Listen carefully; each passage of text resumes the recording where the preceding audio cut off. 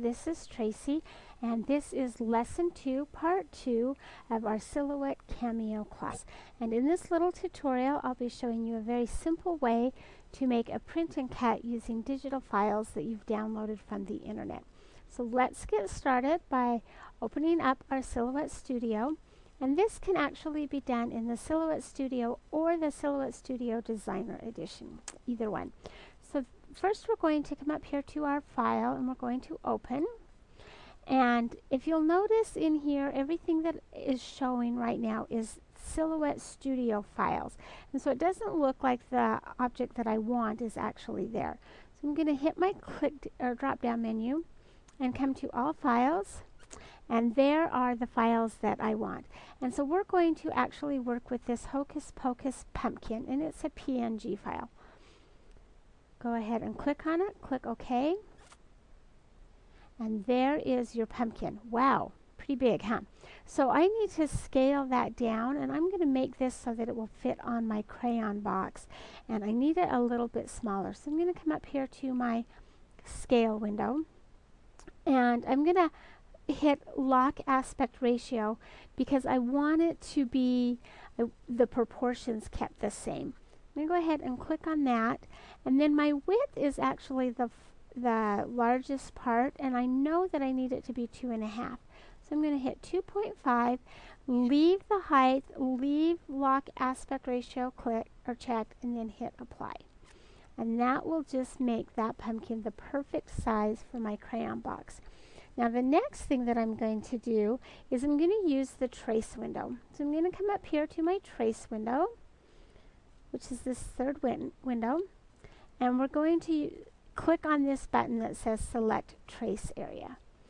So click on that, and then you'll have your cursor, and you're just going to draw a rectangle around the pumpkin.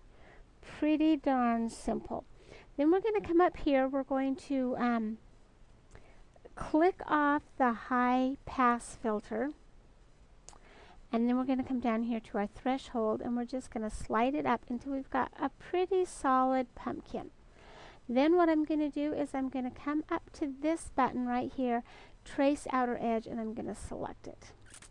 And if you come up and do a zoom in, you will notice, as soon as I get to it, that we have the pumpkin and then we have the trace line. So now I'm just going to hit Control Z to make sure that it gets back in there correctly. The next thing that I'm going to do is I'm going to go ahead and highlight both of those. Control G to group it so that it's one thing. Go ahead and fit to screen, and that is completely ready to be printed. So I've already showed this, but I will do it again really quick. We're going to go to our page, and I'm going to select letter because I don't have a 12 by 12 printer. I'm going to make sure that I have my 12 by 12 cutting mat selected.